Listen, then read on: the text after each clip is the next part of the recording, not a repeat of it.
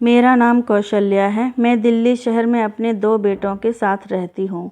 मेरे पति को इस दुनिया से गुजरे हुए 3 साल हो चुके हैं और अब मेरे बुढ़ापे की सारी ज़िम्मेदारियाँ मेरे दोनों बेटों पर ही हैं। लेकिन आज के दिन मैं बहुत खुश हूँ क्योंकि मेरे बड़े बेटे की शादी है। सभी रीति रिवाजों के साथ मेरे बेटे की शादी एक बहुत ही अच्छे घर की लड़की से हो गई और मेरी बहू दहेज में एक काम वाली अपने साथ लेकर आई और मुझसे बोली, सासू माँ, ये काम वाली हर समय आपकी बहुत सेवा करेगी। वो काम वाली सच में मेरी बहुत सेवा करती थी, लेकिन जब मैंने उससे बात करने की कोशिश की तो मुझे पता चला कि वो तो गूंगी है। मुझे उस कामवाली पर बहुत तरस आया क्योंकि वो कामवाली बहुत खूबसूरत थी, लेकिन मुझे उसकी एक बात बहुत अजीब लगती थी कि वह हमेशा घूंघट में रहती थी और घर में सबसे पर्दा करती थी।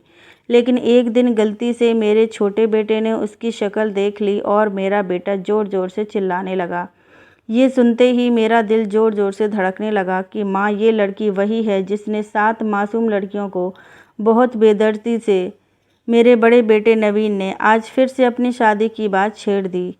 ये वो मुद्दा था जिससे मैं हमेशा अपनी जान चुराती थी। ऐसा नहीं था कि मुझे अपने बड़े बेटे की शादी का शौक़ नहीं था। वो मेरा बड़ा बेटा था और हर माँ की तरह मेरे दिल में भी अपने बेटे की शादी को लेकर बहुत सारे सपने, अरमान थे। मैं अपने बड़े बेटे नवीन की शादी बहुत धूमधाम से करना चाहती थी, लेकिन मेरी परेशानी भी वही थी जो आजकल सभी घरों में होती है।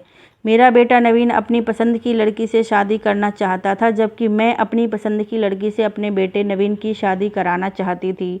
आज भी रात के खाने के वक्त वो घर आया तो मुझसे जिद करने लगा कि जिस लड़की को मैं पसंद करता हूँ, आप उसका रिश्ता मांगने के लिए उसके घर पर जाएं। मैंने खाना खत्म होने के बाद कहा कि भूल जाओ उस लड़की को तुम, क्योंकि तुम्हें मेरी पसंद की लड़की से ही शादी करनी होगी। मेरी इस बात पर मेरा बेटा नवीन गुस्से से आग बबूला हो गया और चैंट कर मुझसे कहने लगा कि आप एक बार उससे मिल तो सकती हैं। लेकिन मैं ऐसी लड़की से बिल्कुल अपने बेटे की शादी नहीं कराना चाहती थी जिसने शादी से पहले ही मेरे बेटे को मुझसे दूर कर दिया हो। मेरा बेटा उससे अपने कमरे में गुस्से से चला गया। मैंने सोचा कुछ दिन का गुस्सा है, समय के साथ अपने आप ठीक हो जाएगा। यही मेरी सबसे बड़ी गलतफहमी थी। वो थोड़ी देर बाद अपने कमरे से बाहर आया तो उसके हाथ में बंदूक थी। मेरे सामने ही उसने वो बंदूक अपनी कनपटी पर रख दी और चीख कर मुझसे बोला कि आप मेरी शादी रचना से करवाएंगी या नहीं। रचना उसी लड़की का नाम था जिससे मेरा बेटा शादी करना चाहता था। मैं तो अपने बेटे का गुस्सा देखकर पागल ही हो गई और मैंने घबराते हुए कहा, पागल हो गए हो क्या? इसे नीचे रखो, गोली चल जाएगी। लेकिन मेरा बेटा उस समय बहुत जज्बाती हो रहा था और उसके लिए मुझे हार माननी ही पड़ी और मैंने उससे कहा कि ठीक है, जिस लड़की से तुम शादी करना चाहते हो मैं उसे देखने जाऊंगी। मेरे बेटे ने बंदूक नीचे रखकर मुझे गले से लगा लिया और कहने लगा कि वो बहुत अच्छी हैं। आप मेरी शादी के बाद उस पर बहुत गर्व करेंगी। मैं अपने बेटे की बात मानकर उस लड़की का रिश्ता मांगने उसके घर चली गई। वो लड़की मुझे बहुत सीधी सादी और अच्छी लगी। घर परिवार भी अमीर ही था। मैंने शादी की तारीख भी तय कर दी। शादी की तैयारियों के सिलसिले में मैं 2-4 बार उनके घर गई थी, लेकिन हर बार एक ही कामवाली से मेरा सामना होता और उस कामवाली ने बहुत बड़ा सा घूंघट डाल रखा होता था। कामवालियों की ये बात मुझे अजीब लगी कि मेरी बहू ने मुझे बताया कि ये कामवाली बहुत अच्छी है और इनके हर छोटे बड़े काम यही संभालती है और ये बहुत अच्छी लड़की है। मैंने अपने बेटे और बहू से बहुत पूछने की कोशिश की, तुम दोनों पहली बार कहाँ मिले थे? मगर दोनों ने मुझे अलग अलग जवाब दिए और ये सुनकर मुझे बहुत हैरत हुई और कुछ भी हुआ, लेकिन अब क्या हो सकता था। शादी तय हो चुकी थी। शादी की तैयारियों में बहू की कामवाली ने बहुत हाथ बटाया था क्योंकि मेरी कोई बेटी नहीं है, इसलिए सारी तैयारियां भी उन्हीं दोनों लड़कियों ने मिलकर की थी। शादी के बाद जब मेरी बहू दुल्हन बनकर पहली बार हमारे घर आई तो मैं ये देखकर बहुत हैरान और परेशान हुई कि मेरी बहू ने अपनी कामवाली को भी गाड़ी में अपने पीछे बिठा लिया था और मेरा बेटा, छोटा बेटा पंकज और हम दूल्हे की कार के पीछे थे। मेरा छोटा बेटा मुझसे कहने लगा कि मम्मी, अगर आप बुरा ना माने तो एक बात कहूँ कि भाभी का अपनी कामवाली के साथ कुछ ज़्यादा ही लगाव नहीं है क्या? लोग अपनी कामवाली को इतना सर पर तो नहीं चढ़ाते जितना भाभी ने चढ़ाया हुआ है। ये बात तो पहले दिन से ही मुझे परेशान कर रही थी। ये बात भी अजीब ही थी कि वो दहेज में भी उस कामवाली को अपने साथ लेकर आई थी। लेकिन मैं अपने बेटे की वजह से कुछ बोल नहीं सकती थी, लेकिन उस कामवाली का मेरी बहू के साथ दहेज में आना मुझे बिल्कुल पसंद नहीं था।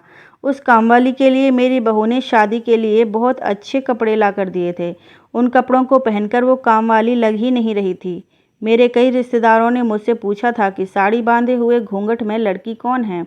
अब मैं उन्हें ये कैसे बताती कि ये बनी ठनी लड़की मेरी बहू की कामवाली है। तो मैंने बात को टालने के लिए उनसे कहा, मुझे क्या पता, होगी कोई लड़की वालों की तरफ से। मैं अब ये सोच रही थी कि जब मेरे रिश्तेदारों को पता चलेगा कि ये लड़की कोई और नहीं एक कामवाली है तो वो क्या कहेंगे। मेरे बेटे का तो दिमाग ही खराब हो चुका था, जो वो बिना कुछ सोचे समझे एक घूंघट वाली कामवाली को अपनी पत्नी के साथ दहेज में ही लेकर आ गया था।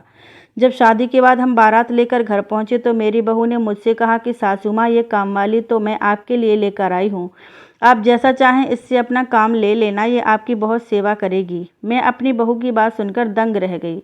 ये बेचारी तो बहुत अच्छी है और मैं इसके बारे में कितना गलत सोच रही थी। मुझे अपनी सोच पर बहुत शर्मिंदगी महसूस हुई। मेरी बहू ने तभी उस कामवाली को आवाज़ लगाकर मेरे कमरे में बुलाया और उससे कहा कि देखो, शादी की तैयारियों के चक्कर में सासू माँ बहुत थक गई हैं, तो इनके हाथ पांव दबाकर अच्छे से मालिश कर दो। आज से इनके सभी काम तुम्हारी जिम्मेदारी है।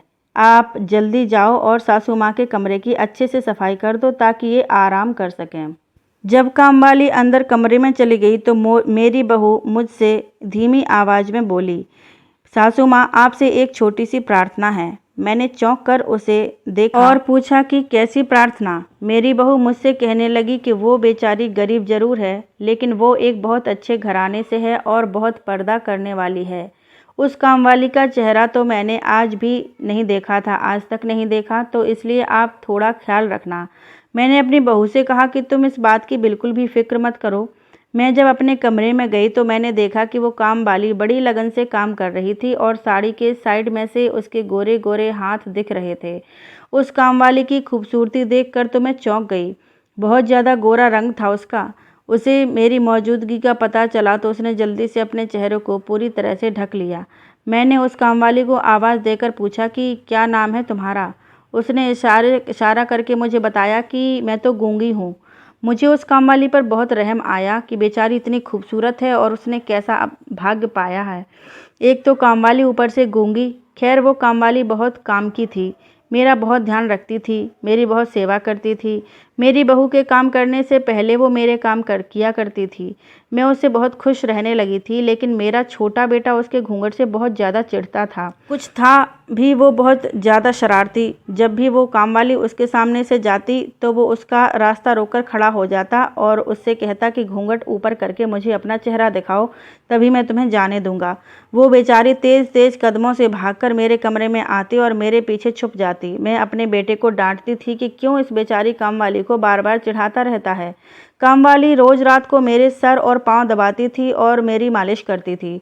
उस कामवाली के आने से मुझे बहुत ज़्यादा आसानी हो गई थी, क्योंकि मेरे सारे के सारे काम उस कामवाली ने ही संभाल रखे थे। मेरा छोटा बेटा उसे हमेशा यह कहकर चिढ़ाता था कि माँ, ये मुंह तो ऐसे ढककर रखती है जैसे कोई चोर हो, इसलिए अपने सारे जेवर ध्यान से रखा करो और उसके जाने के बाद ठीक से चेक कर लिया करो। वो कामवाली तो कुछ बोल भी नहीं सकती थी क्योंकि वो गूंगी थी। वो बहुत साधारण सी लड़की थी, बस अपने काम से काम रखती थी। एक दिन मेरी कुछ दोस्त मेरे घर पर आईं, तब भी मेरी कामवाली उनके सामने घूंघट में ही आई। तो उस कामवाली के जाने के बाद मेरी दोस्तों में से एक मेरी दोस्त ने मुझसे कहा कि तुम्हारी कामवाली घूंघट करके क्यों काम करती है। तो मैंने उससे कहा कि यह एक बहुत ही शरीफ घर से है, इसके घर वालों ने इसे बहुत ही मजबूरी में घर से निकाला है, वरना आजकल ऐसी लड़कियां कहाँ देखने को मिलती हैं। मैंने अपने दोस्तों से वही सब कहा जो मेरी बहू ने मुझे बताया था। इस सब बात पर मेरी दोस्त ने मुझ पर हंसने लगी और उन्होंने मुझसे कहा कि कहीं औरतें भी औरतों से पर्दा करती हैं क्या। हमने बहुत सी औरतों को देखा है, मगर कोई भी औरत या लड़की आज के टाइम में ऐसे नहीं रहती हैं, औरतों से पर्दा नहीं करती हैं। तुम इस कामवाली पर नज़र रखा करो, ज़्यादा नेक बनने वाले लोग ही पीठ पीछे धोखा देते हैं। मेरे दोस्तों की बातों ने मेरे दिल में कहीं ना कहीं शक का बीज बो दिया था। मुझे पहले तो शक नहीं था, बस अब मुझे वो सीधी सादी कामवाली पर शक होने लगा था। मुझे कई ऐसे वाक़ याद आने लगे जिस पर मुझे उस पर शक करने की वजह मिल गई और उन सब बातों को मैंने अपने मन का वहम मानकर भुला दिया था। कुछ दिन पहले की ही बात है कि मेरी बहू ने इस कामवाली को किसी काम से अपने कमरे में बुलाया था कि तभी मुझे याद आया कि मेरे बड़े भाई ने मेरी बहू और बेटे को रात की दावत पर बुलाया है। मैं इस बात को बताने के लिए उसके कमरे में गई तो मैं ठिठक कर रह गई, क्योंकि मुझे मेरी बहू के कमरे से मेरी बहू की आवाज़ के अलावा भी किसी औरत के हंसने और बात करने की आवाज़ आ रही थी। मैं इस बात से बहुत ज़्यादा हैरान और परेशान हुई और सोचने लगी कि बहू के कमरे में तो इस कामवाली के अलावा और कोई नहीं है। मैं अंदर जाकर ये सब देखती कि इससे पहले ही मेरे छोटे बेटे ने मुझे आवाज़ देकर किचन में बुला लिया। मैं जब अपने बेटे की बात सुनकर वापस आई तो तब मैंने अपनी बहू से पूछा कि बेटा, तुम्हारे कमरे में किसके बोलने की आवाज़ आ रही थी? तो मेरी बहू ने मुझसे कहा कि अरे सासू माँ, मैं तो टीवी देख रही थी, उस पर सीरियल की आवाज़ आ रही होगी। मैंने अपनी बहू की इस बात पर यकीन कर लिया और सोचा कि वो कामवाली तो बोल ही नहीं सकती, शायद मुझे ही कोई गलतफहमी हुई होगी। उस कामवाली को हमारे घर पर आए हुए 1 महीना हो गया था और आज तक मैंने उसकी आवाज़ नहीं सुनी थी, तो वो आज कैसे बोल सकती है? इसके अलावा भी मुझे एक और बात याद आई कि 5 दिन पहले जब ये कामवाली घर से बाहर जा रही थी, तो घर के दरवाजे पर पहुंचकर उसने अपना घूंघट नीचे गिरा दिया था, जिसको देखकर मैं दंग रह गई थी। ये तो घर में इतना घूंघट करके रहती है, अब क्या बाहर बिना घूंघट के ही जा रही है? शाम को जब कामवाली घर लौटकर वापस आई तो मैंने उससे पूछा कि तुम कहाँ गई थी? तो उसने मुझसे कहा कि बहू की माँ ने मुझे किसी काम से बुलाया था, मैं उनका ही काम करने गई थी। मैं उसकी बात सुनकर बहुत ज़्यादा परेशान हुई, क्योंकि अभी 15 मिनट पहले ही तो मेरी बहू की माँ से बात हुई थी। उन्होंने तो मुझे ऐसा कुछ नहीं बताया कि ये कामवाली हमारे घर आई है। खैर, ये बात इतनी ज़रूरी नहीं थी, इसीलिए मैंने इस पर ज़्यादा ध्यान नहीं दिया। जो बात ज़रूरी थी मैंने उसको पूछा, क्योंकि वो जो बिना घूंघट के गई थी उस बात ने मेरे दिल में हलचल मचा कर रख दी थी। मैंने उस कामवाली से पूछा कि जब तुम सुबह घर से बाहर निकली थी तो बिना घूंघट के क्यों क्यों गई थी? तुम्हारा चेहरा भी तो दिख रहा था। इस बात पर कामवाली ने ना में सिर हिलाया और एक कागज़ पर लिखकर मुझे बताया कि मैंने मास्क लगा के रखा था। पर मुझे उसकी बात पर यकीन नहीं हुआ, तो उसने मेरी तसल्ली के लिए अपने मुंह पर से घूंघट निकालकर मुझे दिखाया और अपना मास्क दिखाया, तब मुझे उसकी बात पर यकीन हुआ। मैंने सोचा कि ये कामवाली तो बहुत सीधी-सादी है, मैं फालतू में ही इस पर शक कर रही हूँ। लेकिन अब मेरी दोस्तों की बातों ने मेरे दिमाग में फिर से शक पैदा कर दिया था। मैंने शाम को इस कामवाली को अपने कमरे में बुलाया कि तुम मेरे बेटों से घूंघट करती हो, ये बात तो मेरी समझ में आती है, क्योंकि वो तुम्हारे लिए गैर मर्द हैं। लेकिन औरतों से पर्दा करना क्या मेरी समझ से बाहर है? तो तुम मुझे अपना चेहरा दिखा ही सकती हो। मेरी इस बात को सुनकर कामवाली बहुत ज़्यादा घबरा गई और ना में सिर हिलाकर पीछे हटने लगी और उसने कहा कि मैं अपना चेहरा नहीं दिखा सकती। मैंने भी सोच लिया था कि आज किसी भी हाल में इस कामवाली का चेहरा देखकर ही रहूंगी। जैसे ही मैं उस कामवाली का घूंघट उठाने के लिए आगे बढ़ी तो वो कामवाली तेज-तेज कदमों से भागने लगी और भागते समय मेरे बेटे और बहू से टकरा गई।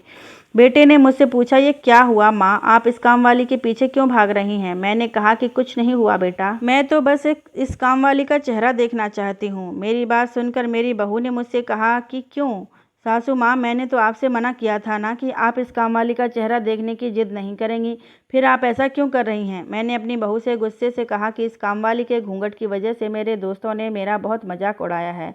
अब तुम इस कामवाली से कहो कि या तो मुझे ये अपना चेहरा दिखा दे या फिर मेरे घर से रफा दफा हो जाए। मेरी बहू ने मुझसे कहा कि यह आपको अपना चेहरा नहीं दिखाएगी, तो फिर मैंने उससे कहा कि निकल जाए मेरे घर से। तो इस बात पर मेरी बहू ने कहा कि ये इस घर से भी नहीं जाएगी, क्योंकि यह मेरी कामवाली है, मैं इसे अपने साथ लेकर आई थी। आप कौन होती हैं मेरी कामवाली पर हुक्म चलाने वाली? अपनी बहू के इस बात को सुनकर मैं दंग रह गई, क्योंकि मेरी बहू एक कामवाली के लिए मुझसे इतनी लड़ाई कर रही है, मुझसे इतनी बदतमीजी से बात कर रही है। और इतना ही नहीं, मेरा बेटा वहीं पर चुपचाप खड़ा था, अपनी माँ की बेइज्जती होते हुए देख रहा था।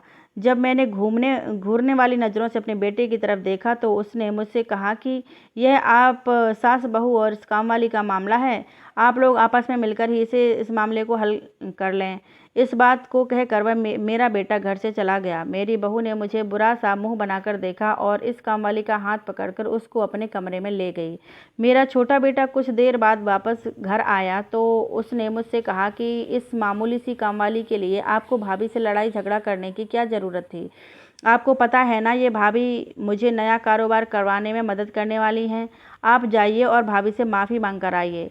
अपने बेटे की बातें सुनकर मैं बहुत बहू से माफ़ी मांगने उसके कमरे में आई तो बहू ने कि कमरे का थोड़ा सा दरवाज़ा खुला हुआ था। अंदर का नज़ारा देखकर तो मैं हक्का बक्का रह गई। बहू कामवाली को गले से लगाकर तसल्ली दे रही थी। बहू की बात सुनकर मैं परेशान हो गई कि क्या भला कोई अपनी कामवाली से भी इतनी मोहब्बत कर सकता है। मेरी बहू उसको गले लगाकर कह रही थी कि तुम परेशान मत हो, बस कुछ दिन की ही बात है, मैं सब कुछ ठीक कर दूंगी और मैं सासू माँ को भी अच्छे से समझा दूंगी। मैंने थोड़ा और अंदर झांक कर देखा तो उस कामवाली ने अपना घूंघट उठाया हुआ था। उसकी एक साइड मुझे दिख रही थी। मैं चौंक कर अपने कमरे में वापस आ गई। मुझे बहू की वही बात याद आई कि उसने कहा था कि इस कामवाली ने तो मुझे भी आज तक अपना चेहरा नहीं दिखाया। फिर वो कामवाली आज बहू के सामने अपना घूंघट कैसे उठाकर बैठी थी। मैं सोच रही थी कि एक मालकिन तो कभी भी अपनी कामवाली को गले से नहीं लगा सकती और ना ही उसको इतना सर पर चढ़ाती है। फिर मेरी बहू ऐसा क्यों कर रही थी, मुझे कुछ समझ नहीं आ रहा था। उस दिन के बाद से मेरी बहू ने उस कामवाली को मेरे सारे काम करने से मना कर दिया था। वो कामवाली ज़्यादातर मेरी बहू के ही साथ रहती थी और उस कामवाली को मेरे करीब भी नहीं भटकने देती थी।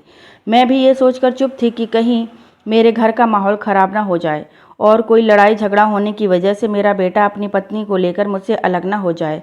मेरी बहू रोज़ ही उस कामवाली को लेकर घर से बाहर निकल जाती और शाम को वापस आने पर दोनों ही अपने कमरे में बंद हो जाती। उन दोनों का ऐसा करना मुझे बहुत अजीब लगता था, लेकिन मैं क्या करती, मेरी तो इस घर में कोई सुनने वाला था ही नहीं। एक दिन मेरी तबीयत अचानक ही खराब हो गई। मैंने अपने छोटे बेटे से कहा कि कामवाली किचन में काम कर रही है, तुम जाओ और उससे कहना कि वो मुझे 1 कप चाय बनाकर दे दे। उस दिन इत्तेफाक से मेरा बेटा घर पर ही था, वरना इस समय मेरा बेटा अपने काम पर होता था। ऐसी बात सुनकर वो उस कामवाली के पास किचन में गया। उसको गए हुए 2 ही मिनट हुए थे कि अचानक किचन से मेरे बेटे की चीखने की आवाज़ आई। उसकी आवाज़ को सुनकर मैं बहुत ज़्यादा घबरा गई। तेज़ी से बिस्तर से उठी और भागती हुई किचन में गई। जब मैं किचन में पहुंची तो मैंने वहां जो नज़ारा देखा उसको देखकर मैं परेशान हो गई। मेरे बेटे ने उस कामवाली का बाजू पकड़ रखा था और दूसरे हाथ से वो कामवाली अपना चेहरा छुपाने की कोशिश कर रही थी। मैंने अपने बेटे से कहा कि ये सब क्या हो रहा है, तुमने इस कामवाली का हाथ क्यों पकड़ रखा है। तो मेरा बेटा कहने लगा, इसलिए पकड़ा है ताकि ये भाग ना जाए। मैं किचन में आया था आपके लिए चाय को कहने, तो मैंने देखा कि ये अपने घूंघट से अपना चेहरा साफ कर रही है और गलती से मेरी नज़र इसके चेहरे पर पड़ गई और मैंने इसका चेहरा देख लिया है। तो मैंने हैरानी से पूछा कि फिर क्या हुआ। इतने में ही मेरा बड़ा बेटा और बहू अपने कमरे से निकलकर किचन में आ गए। मेरी बहू आग बबूला होकर कहने लगी कि आप दोनों माँ बेटे मेरी कामवाली के साथ कैसा सलूक कर रहे हैं। मेरा बेटा कहने लगा कि मैंने आपकी कामवाली की शक्ल देख ली है और मैं अभी सबको इसकी शक्ल दिखाता हूँ। और इतना कहकर उसने ज़बरदस्ती उस कामवाली का घूंघट खींच लिया। जब मैंने उस कामवाली का चेहरा देखा तो मुझे ध्यान आया कि मैंने इससे पहले भी इसे कहीं देखा है। जरा ध्यान से देखा तो मेरे मुंह से चीख ही निकल गई। मुझे याद आया कि ये तो वही है, 6 मासूम लड़कियों की कातिल जो आज कल हर न्यूज़ चैनल पर नज़र आ रही है। मेरे दिमाग में पूरी कहानी चलने लगी। न्यूज़ रिपोर्टर ने बताया था कि इस लड़की ने अपनी 7 मासूम दोस्तों का कत्ल बड़ी ही बेरहमी के साथ कर दिया है। पुलिस ने इसको पकड़ भी लिया था। पुलिस ने बताया था कि वो लड़की एक दिमागी बीमारी से पीड़ित है और इस बीमारी के चलते इसने जलन और दुश्मनी में अपनी 7 मासूम दोस्तों को मार डाला। बाद में पता चला कि ये कातिलाना लड़की पुलिस की गिरफ्त से फरार हो गई है। मैं क्या, पूरे देश को इस कातिल लड़की के बारे में पता था। इस देश के बच्चे भी जानते थे कि ये लड़की कौन है। इसकी शक्ल इतनी बार न्यूज़ चैनल पर दिखाई गई है कि अब तो इसको कोई भी पहचान सकता था। मेरे छोटे बेटे ने उस कामवाली को पहचान लिया था। मैं तो डर ही गई थी कि इतनी खतरनाक लड़की हमारे घर में रह रही है। मैंने अपने बड़े बेटे से कहा कि जल्दी से पुलिस को फ़ोन करो। मैंने अपनी बहू के चेहरे को देखा, उसके चेहरे पर तो हवाइयाँ उड़ रही थीं। मैंने बेटे से कहा, मेरी शक्ल को क्यों देख रहे हो, जल्दी से पुलिस को फ़ोन करो। मेरी इस बात को सुनकर मेरी बहू मेरे पैरों में गिर गई और कहने लगी, सासू माँ ऐसा नहीं कीजिए प्लीज़, पुलिस को मत बताइए। ये लड़की और कोई नहीं बल्कि मेरी ही बहन है, मेरी सगी बहन। तभी मेरे बेटे ने कहा, माँ मैं इस बात को पहले से जानता हूँ। इस बात को सुनकर मेरा तो दिमाग चकरा गया कि इन दोनों ने मिलकर एक कातिल लड़की को मेरे घर में रखा हुआ है। छोटे बेटे ने जैसे ही फ़ोन की तरफ हाथ बढ़ाया तो मेरे बड़े बेटे ने उसे रोक लिया और कहा कि माँ मेरी पूरी बात सुन लो। इतने में ही मेरी बहू की बहन बोलने लगी कि आप मेरी बात सुन तो लीजिए, फिर आपको जो ठीक लगे आप वो करना। हम 7 दोस्तों का ग्रुप था। हम सब आपस में बहुत प्यार से रहते थे और सब काम मिलजुल कर ही करते थे। मेरी दोस्त मायरा को एक लड़का पसंद करता था और उसके पीछे हाथ धोकर पड़ा था। मेरे दोस्त मायरा को वो लड़का बिल्कुल भी अच्छा नहीं लगता था। वो कहती थी अजीब सा पागल है और सच में वो लड़का पागल ही था। एक दिन अचानक वो सब लोगों के सामने मायरा को प्रपोज करने लगा। मायरा के साथ साथ हम सब लड़कियों को भी बहुत गुस्सा आया कि ये लड़का ऐसे कैसे कर सकता है।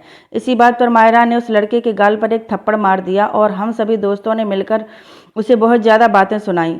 हमारी देखा देखी सब लोगों ने मिलकर उसे बहुत बातें सुनाई और उस लड़के का मजाक उड़ाया। कोई भी लड़का अपनी बेइज्जती को बर्दाश्त नहीं कर सकता। अपनी इस बेइज्जती को उस लड़के ने अपने दिल से लगा लिया और हम लड़कियों से बदला लेने का सोचा। वो लड़का पहले ही साइको टाइप था। इस वाक्य के कुछ ही दिन बाद हम सभी दोस्त मायरा के घर पर इकट्ठा हुए थे और खाना खाते हुए हम सब चौंक गए क्योंकि मायरा के कमरे से चीखने की आवाज़ें आ रही थीं। हमारी एक दोस्त मायरा के कमरे में देखने गई तो वो लड़का चाकू से मायरा को मार रहा था। वो डरकर भागी तो उस लड़के ने उसे भी मार डाला। साइको ने एक एक करके मेरी 7 दोस्तों को बड़ी बेरहमी से चाकू से गोद गोद कर मार डाला। मैं अपनी जान बचाने के लिए वहां से खिड़की से कूद गई।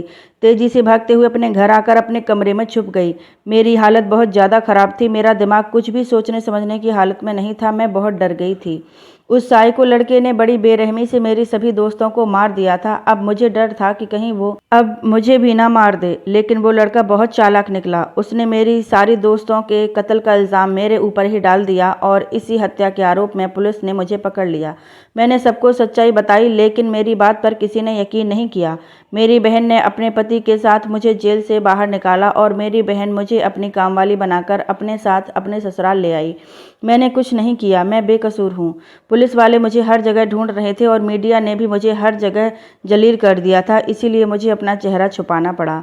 मेरी दीदी मुझे अपने साथ पुलिस की गिरफ्त से बचाने के लिए लेकर आई थी। मेरी बहू रोते हुए मुझसे कहने लगी, इसका कोई कसूर नहीं है, मेरी बहन बेकसूर है। मैं और मेरे पति इतने दिनों से इसकी बेगुनाही का सबूत ढूंढ रहे हैं और हमने उस साइको लड़के के पीछे अपने जासूस लगा रखे हैं। उस लड़के के खिलाफ बहुत से सबूत जमा कर लिए हैं। हम 1-2 दिनों में ही ये सारे सबूत मीडिया और न्यूज़ रिपोर्टर को देने वाले हैं ताकि मेरी बहन की बेगुनाही साबित हो सके। सारी सच्चाई सुनकर मैं दंग रह गई। मुझे यकीन नहीं आ रहा था। फिर मेरे बेटे और बहू ने मुझे वो सारे सबूत दिखाए जो उन्होंने पिछले 3 महीनों में जमा किए थे और ये सब कुछ सच था। अब बेचारी बेकसूर लड़की भाग्य के हाथों मजबूर होकर एक कामवाली बनकर रह रही थी, जबकि उसकी कोई गलती नहीं थी। मेरी बहू ने वो जो सारे सबूत इकट्ठा किए थे वो न्यूज़ चैनल्स में दे दिए और वो लड़की जो बिना कुछ किए गलत इल्ज़ाम में फंसकर जिल्लत और रुसवाई से जी रही थी, सब लोग उससे हमदर्दी करने लगे। जो पहले उस लड़की को कातिल कह रहे थे और उसकी बेइज्जती कर रहे थे, अब सब लोग उसे इज्जत देने लगे थे और उस साइको लड़के को पुलिस ने गिरफ्तार कर लिया था। मुझे उस प्यारी सी लड़की पर बहुत रहम आ रहा था, इसीलिए मैंने अपने छोटे बेटे की उससे शादी कर दी और उसे अपनी दूसरी बहू बनाकर अपने घर ले आई। दोस्तों, उम्मीद करती हूँ आपको हमारी कहानी पसंद आई होगी।